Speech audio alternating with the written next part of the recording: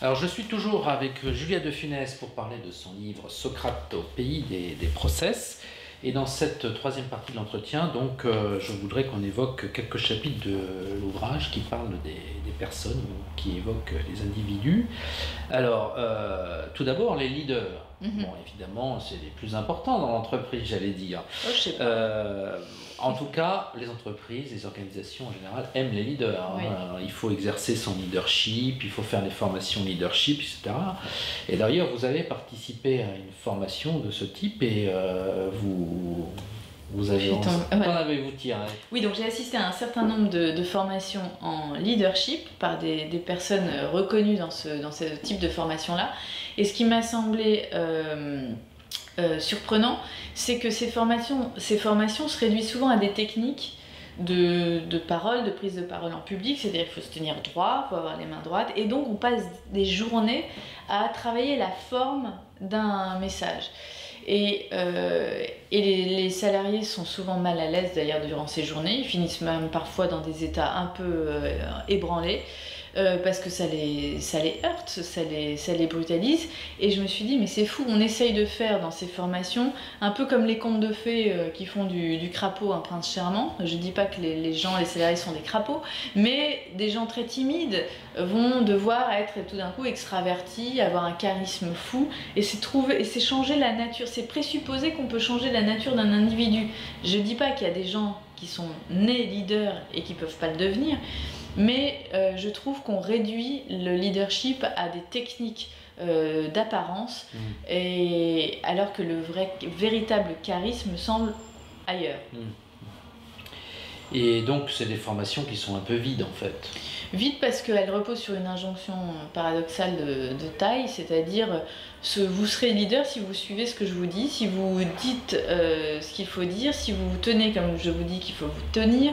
Et donc souvent on fait réciter un petit texte, comme des cours de théâtre d'ailleurs, un petit texte aux salariés pour dire alors voilà Gérard, tu manques un peu d'aplomb, mais comment voulez-vous avoir du charisme et de l'impact quand vous êtes devant des gens qui savent que vous n'en avez aucun, puisque vous êtes là pour apprendre à en avoir. Donc de toute façon, la situation est faussée, et tout est fait pour que le formateur soit en position de mal dominant, et puis les salariés en position très subalterne, et sont totalement intimidés et paralysés.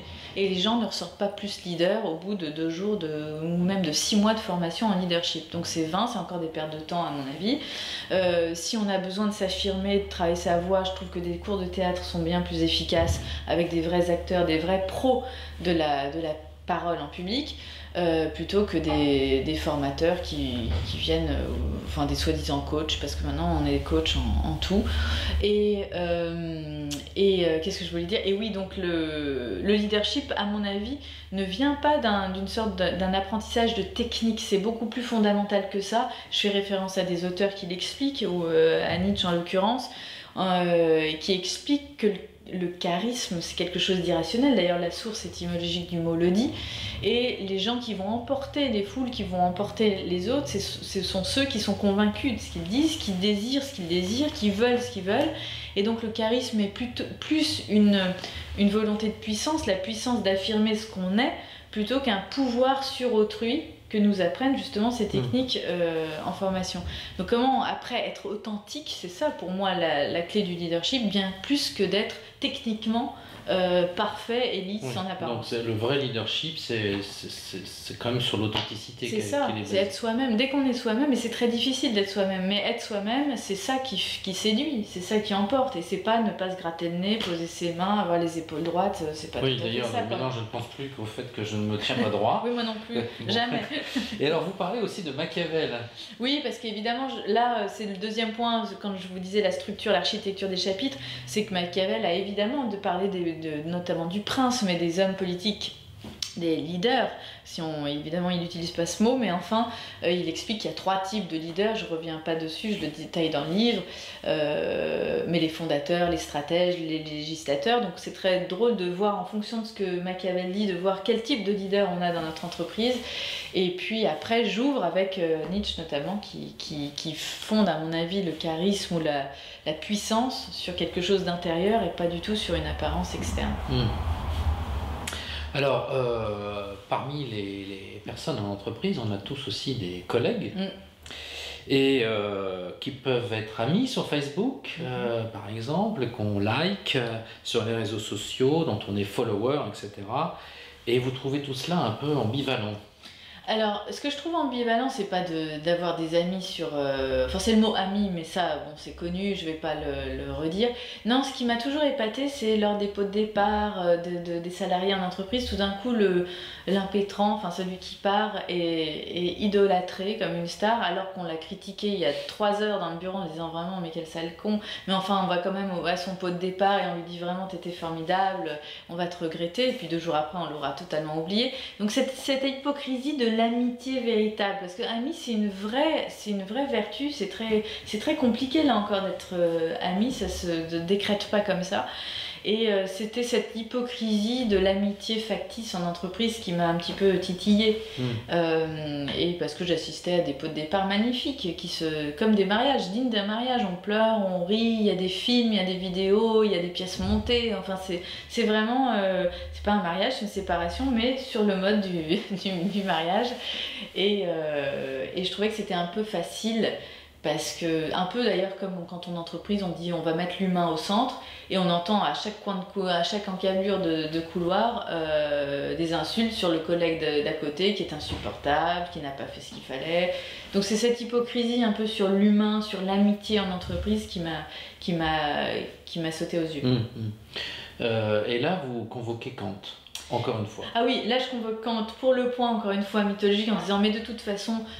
Humainement, on est dans une sorte d'insociable sociabilité, on aime être avec les autres, on a besoin d'être avec les autres, mais en même temps on ne peut pas les supporter parce que le moi, notre petit ego, est quand même plus important que celui des autres. Donc il y a cette tension permanente au sein de chaque être qui fait que voilà, il faut la prendre en compte. Et je convoque pour ouvrir en disant mais finalement l'amitié véritable, qu'est-ce que c'est? Et là je convoque Aristote qui a des pages magnifiques sur l'amitié.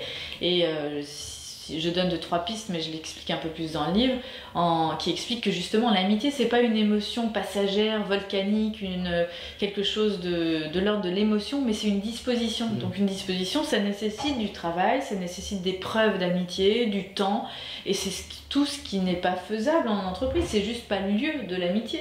Alors ça veut pas dire qu'on peut pas se faire d'amis en entreprise, mais à ce moment-là il y aura d'autres lieux, d'autres façons de manifester son amitié, mais c'est pas tout d'un coup une petite émotion passagère lors d'un pot de départ qui crée des amis. C'est ça que je voulais dénoncer. Moi je pensais que vous alliez faire appel à Sartre qui dit l'enfer c'est les autres. Ah oui, j'aurais pu en entreprise, parce que l'enfer c'est les autres, ça veut dire vraiment qu'on fige l'autre dans une essence, on lui assigne une identité, donc on l'enferme, on l'enserre dans cette idée qu'on a de lui, et ça c'est très très vrai en entreprise, parce que le boss est comme ça, et ça il est figé, il est dans une essence, il n'y a rien à faire, on ne peut pas l'en sortir, donc j'aurais dû vous rencontrer avant, vous m'auriez donné une autre ligne de chapitre. Mais alors donc on ne peut pas vraiment être amis au boulot?